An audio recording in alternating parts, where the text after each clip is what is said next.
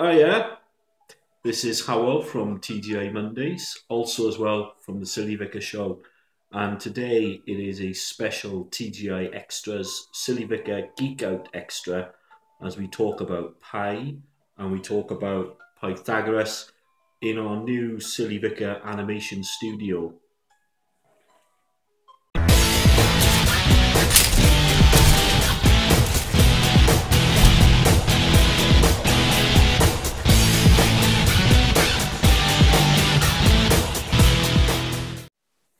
So yeah, Silly Vicar here, and today we're going to be talking about Pythagoras, as I promised earlier on in the week. And also as well, we're going to be answering my wife's question, where she said that because I said on TGI Mondays that you can't be certain of anything, she said, have you ever heard of death and taxes?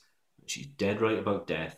She's not right about taxes because it is theoretically possible to have a government who doesn't actually tax us.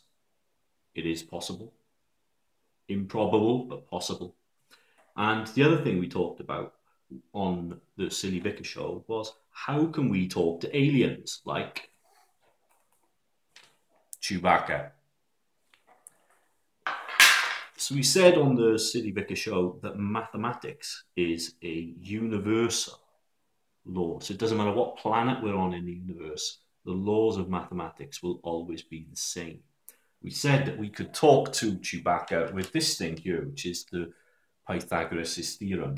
Notice here, there's 5 squared, 5 by 5 by 5 by 5, 3 squared, 3 by 3 by 3 by 3, and 4 squared as well. And you notice they make a triangle.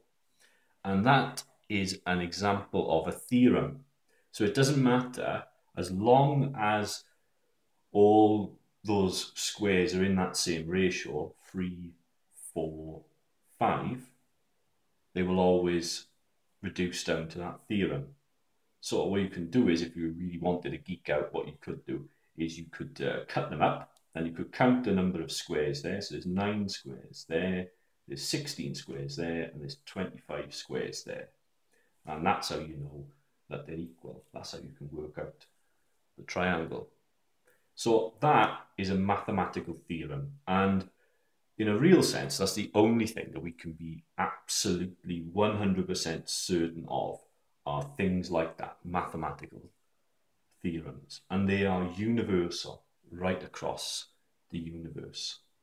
Well, I have bet my life on marrying my wife and falling in love with her. So why did I do that? Well, because I trust her and she trusts me, because we have a relationship.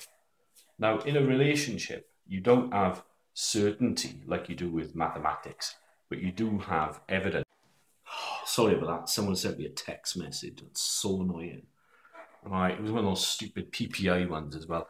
So I was saying about certainty, and in a relationship, you can't be certain about things, but you can have evidence that points to it. So in a relationship, you can have evidence which is to do with how kind you are to each other and so on. If you said that someone said that they loved you and then they beat you up all the time or were really horrible to you, then you might doubt that relationship. So we have evidence in relationships. And it's the same in the universe, in a sense. Our universe is ordered. And that order of our universe points to God. It's one of the things that point to God. So let's have a look at a little bit more of evidence. So Pythagoras' theorem is part of that. Why does that work? Why does maths work? Who invented maths? Where does it come from? There's a thought. We're told we're not supposed to ask questions like that, but I like asking questions like that. I think we should ask all sorts of questions.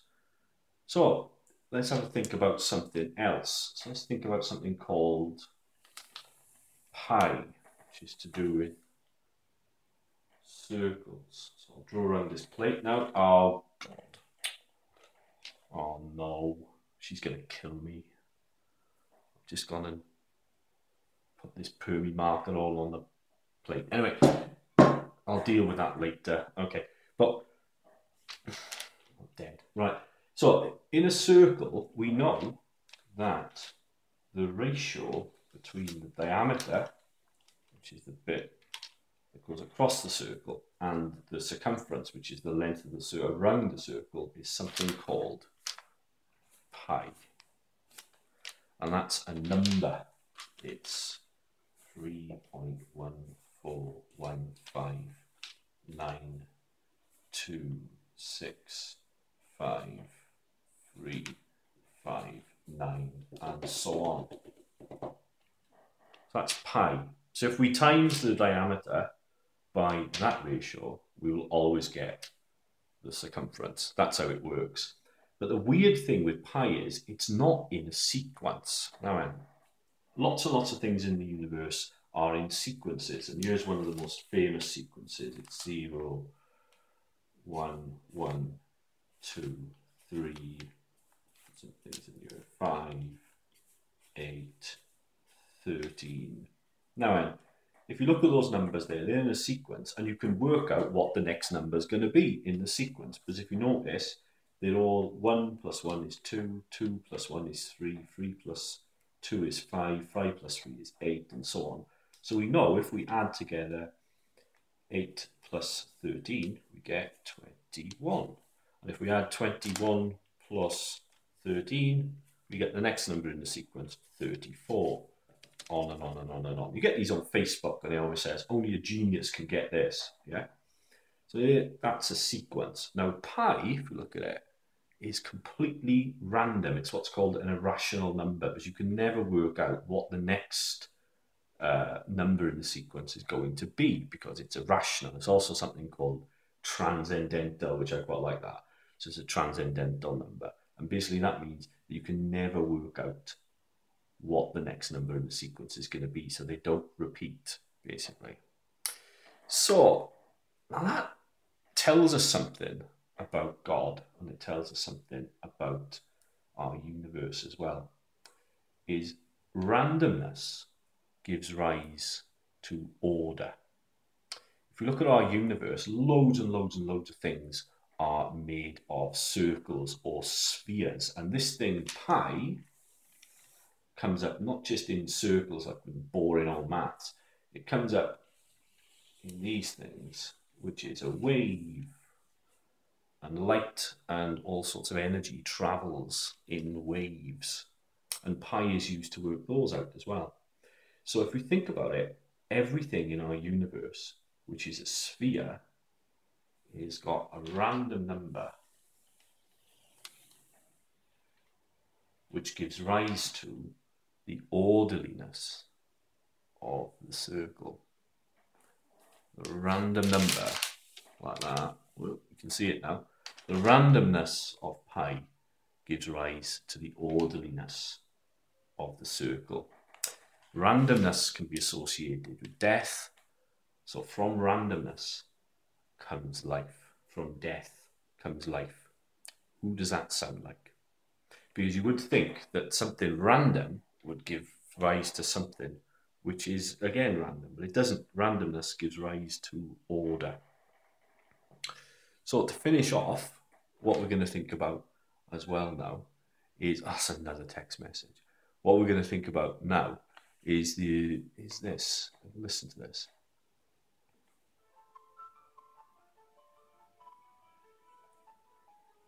Now that is a piece of music where they put that number pi to music. And you'd think if you had something really, really random, right, all you get is just white noise or nonsense. It wouldn't sound beautiful. The weird thing is it does. And really what we see all the time as we look at our universe is the heavens sing of the glory of God, and the story of our redemption is written in the circumference of our planets, in the light waves, and the waves of sound that go around everywhere. So everywhere in our universe is the thumbprint of God written in these numbers, telling the story of Jesus, the Word of God. who brings randomness to order and brings life from death.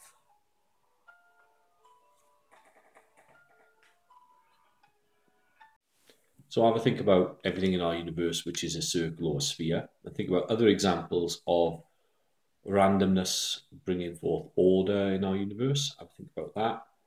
And let us know in the comments. Let us know what you think. And if you'd like to see more of these super geek out Silly Vicar shows, TGI Mondays, please let me know. Somebody said, nobody cares about your stupid math stuff. Maybe she's right. Who knows? So let us know, and I'll see you next week. So thanks for watching the Silly Vicar show. If you liked it, you want to see more, subscribe underneath. And thanks to Andrew for being our production assistant today and helping us with all the different special effects. And as well, if you like it, like me on Facebook, Instagram, or read my blog at the bottom. So see you next week.